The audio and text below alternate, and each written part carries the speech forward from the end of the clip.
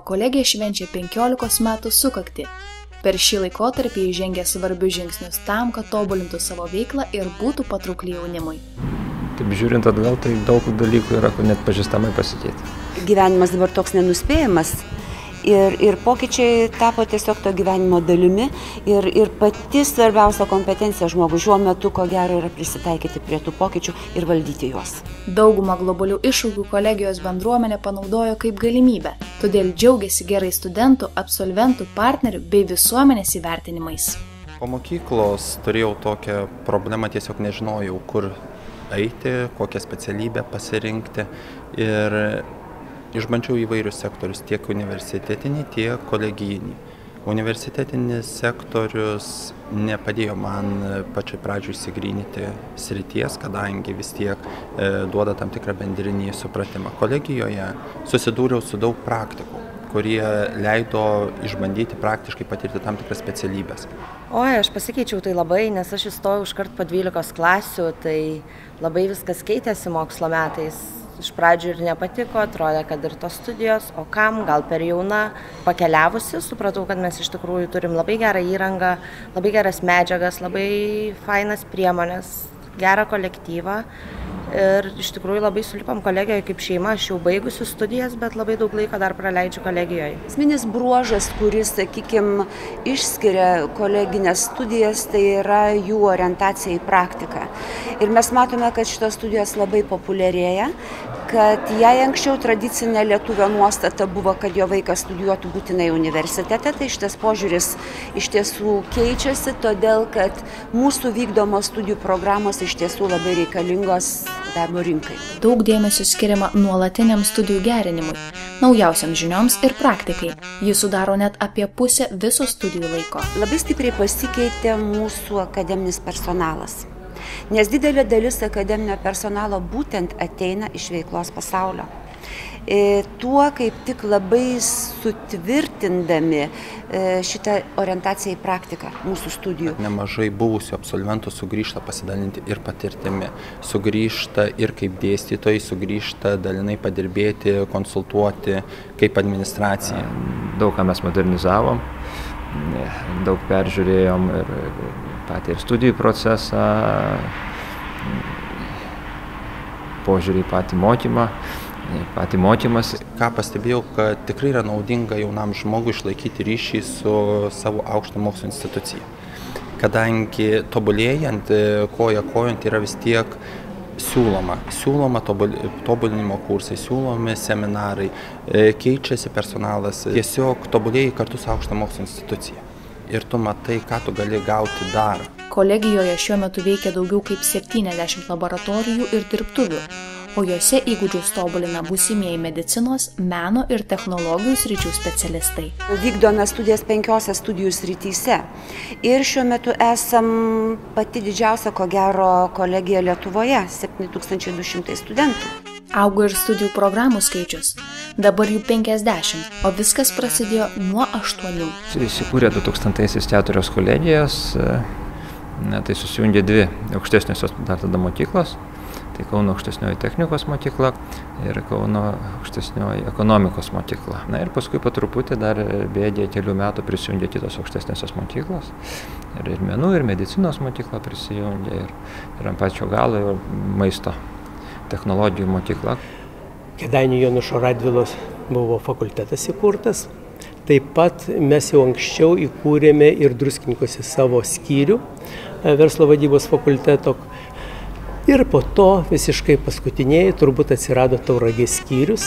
Kauno kolegijos vadovai neslepia, kad nuo įkūrimo 2000 metais daugiausia dėmesio skiria studijų kokybei, geram turiniui, dėstytojams, moderniai įrangai ir aplinkai, bei ryšiams su užsieniu ir darbdaviais. Mes labai atidžiai stebime, kiek mūsų programos yra reikalingos. Ir jeigu tik tai pamatome, kad studijų programa atgyveno, kad nebetitinka dabartinės darbo rinkos reikalavimų, mes ją uždarome.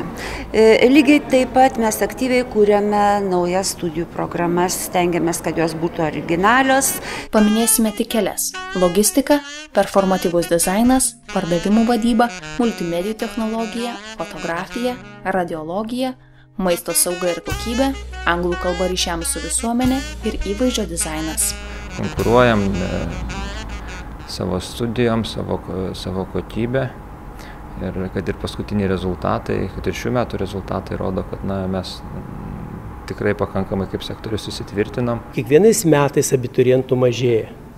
Ir mes jau eilę metų jokio mažėjimo neturim, net truputį padidėjimą. Mes labai išaugom, nes šiuo metu vykdome 51 studijų programą, 13 iš jų yra technologijų moksluose, biomedicinoje taip pat 13, 15 socialinių mokslų studijų programų, 3 humanitarinės programos ir 7 menų.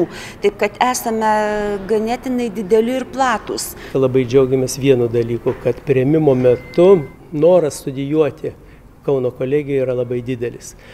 Pagal pasirinkimą pirmo prioriteto Kauno kolegijoje mes esam Kauno mieste pirmieji, visus universitetus lenkiam, o Respublikoje esam tretieji. Kauno kolegija bendradarbiauja su daugiau kaip 150 užsienio aukštųjų mokyklų iš 33 pasaulio šalių. Studijuoti vieną semestrą užsienio aukštosiose mokyklose ar įgyti patirties tarptautinėse įmonėse kasmet išvyksta keli šimtai studentų. Tai yra daugiausiai iš visų Lietuvos valstybinių kolegijų. Per pastaruosius metus kolegija įgijo partnerių ne tik Europoje. Pasirašytos bendradarbiavimo sutartys su Kinijos Hainanio technologijų koledžu ir Šanchajaus sporto universitetu. Per 15 metų tikrai įvyko žymus pokyčiai studijų tarptautiškumo srityje. Išvis tarptautiškumas yra vienas iš mūsų horizontaliųjų tokių prioritetų strateginių ir šiai dienai turime ne tik tai mainų programas dėstytojams ir studentams, bet mes 3 programas šiandien jau realizuojame iki diplomo. Žodžiu, pilnai angliškai dėstomas ir turime studentų iš užsienio. Šiemet Kauno kolegija sukaktį pasitinka atnaujinusi studijų aplinką. Beveik metus kolegijoje veikia naujas šiuolaikiškas studijų centras.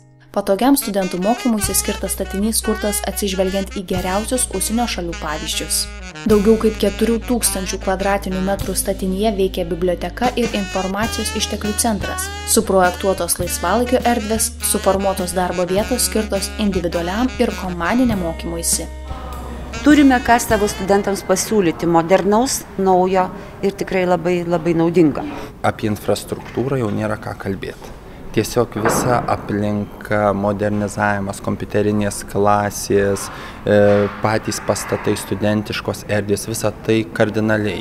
Tiesiog neišmatuojamais žingsniais judėjimas į priekį.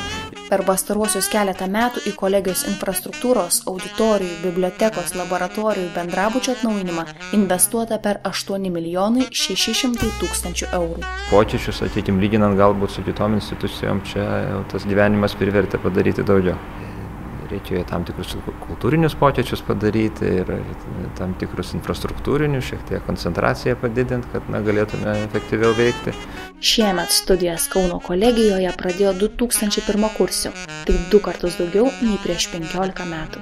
Norime būti arti studento, norime jį girdėti, norim tiesiog paduoti jam ranką, parodyti jam kelią į tą didžiulį žinių pasaulį. Pasitikdami savo kolegijos 15-metį tikrai tvirtai stovime 2 kojom, ne tik Kaune, bet ir Lietuvoje. Tai turėsim Kauno kolegijos 15 metų jubiliejų.